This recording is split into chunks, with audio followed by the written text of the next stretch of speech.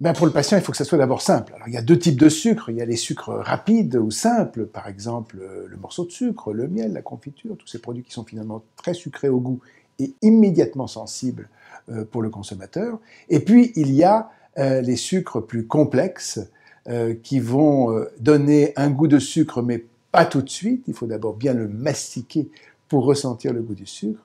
Eh bien, ça va être, par exemple, le groupe des féculents, que ce soit les pâtes, le riz, les pommes de terre. Ça va être les légumineuses également, comme les lentilles, les pois, les fèves, les pois chiches. Et puis aussi les céréales, que ce soit le blé, le quinoa, qui vont avoir cette propriété particulière d'être donc des sucres complexes qui vont passer progressivement dans le sang, alors que les sucres simples vont passer très rapidement dans le sang. Alors, la catégorie des sucres complexes ou lents, c'est la catégorie de l'amidon. Alors, qu'est-ce que c'est que l'amidon? Ben, ce sont des molécules, finalement, de glucose, donc de sucre simple, qui vont être assemblées en des chaînes plus ou moins longues, et que l'organisme va découper en petits morceaux.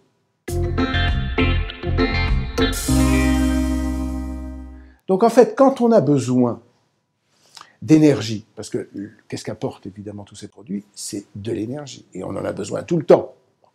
Quand on a besoin de cette énergie, on va utiliser deux voies différentes.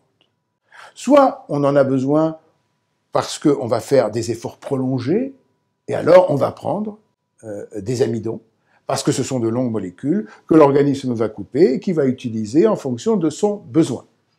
Ou bien alors, on a besoin de sucre immédiatement parce qu'on va faire un exercice physique, parce qu'on est très concentré dans un travail intellectuel et qu'on va consommer à ce moment-là beaucoup de sucre, et on a besoin de sucres simples qui vont être immédiatement disponibles puisqu'ils vont être tout de suite digérés par l'organisme.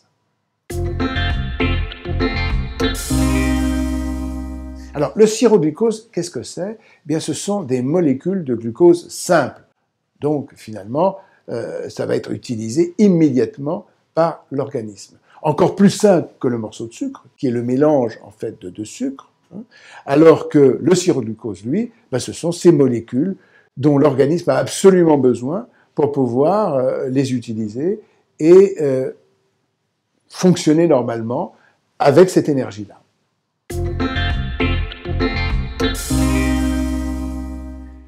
Tous les sucres, quels qu'ils soient, que ce soit les sucres complexes ou bien que ce soit les sucres simples, ont la même valeur calorique de 4 calories par gramme. Et c'est ça aussi qui est intéressant, c'est que vous utilisiez des sucres pendant 1 heure, 2 heures ou 3 heures au travers de l'amidon par exemple, ou que vous utilisiez un morceau du sucre très rapide comme du sirop de glucose, ou même le saccharose, eh bien ça va être 4 calories par gramme, ça ne changera pas. Ah oui, alors ça a été une grande question, effectivement, et c'est beaucoup d'interrogations. Alors, le sirop de glucose-fructose, comme son nom l'indique, est un mélange de glucose et de fructose. Le fructose, c'est le sucre du fruit. Il a un métabolisme très différent de la molécule de glucose. Et donc, il n'a pas tout à fait la même fonction dans l'organisme. Le mélange des deux fait que ça a amené beaucoup de confusion en disant le fructose, puisque le sucre du fruit, c'est meilleur pour la santé que la molécule de glucose, ce qui est faux. Ce sont deux voies utilisées par le corps qui sont différentes, dont il a besoin, et donc qui ont une valeur énergétique identique pour l'organisme. Alors, le sirop de glucose a un pouvoir sucrant qui est nettement moindre que le fructose. Donc, c'est la raison pour laquelle, quand on utilise du fructose, on va en utiliser en quantité un peu moindre.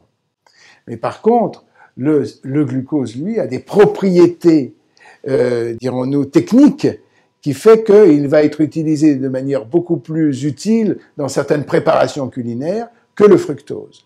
Mais en France, il faut savoir que le sirop de glucose-fructose contient beaucoup plus de glucose que de fructose.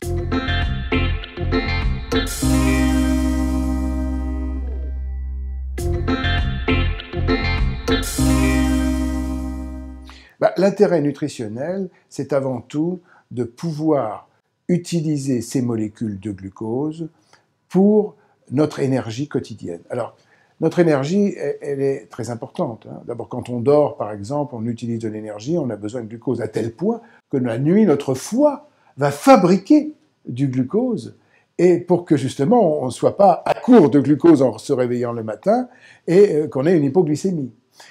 Le glucose est fondamental pour le cerveau, pour les globules rouges, pour le fonctionnement des muscles, donc on en a besoin tout le temps.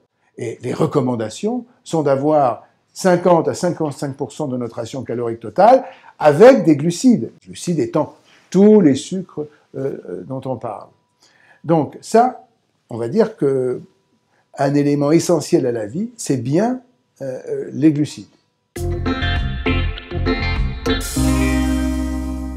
On doit être dans une alimentation variée, équilibrée. Pourquoi? Parce que l'organisme, tous les jours, il a besoin énormément d'énergie pour pouvoir renouveler nos cellules. Il faut savoir que, par exemple, toutes nos cellules de l'intestin et de l'estomac se renouvellent en 4 jours.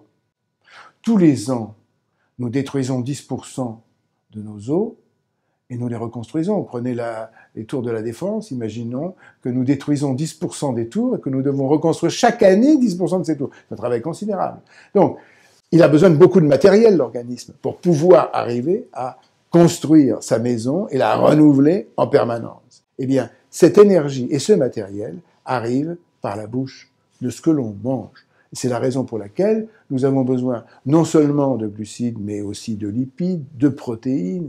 Nous avons besoin de minéraux, de vitamines en quantité importante et variée. Ce qui fait que la variété de notre alimentation nous permet d'arriver à survivre dans de bonnes conditions et à vieillir le plus lentement possible. Et c'est la raison pour laquelle on parle toujours d'équilibré et de varié, simplement pour pouvoir faire ce travail quotidien où des millions de réactions chimiques se produisent dans notre corps.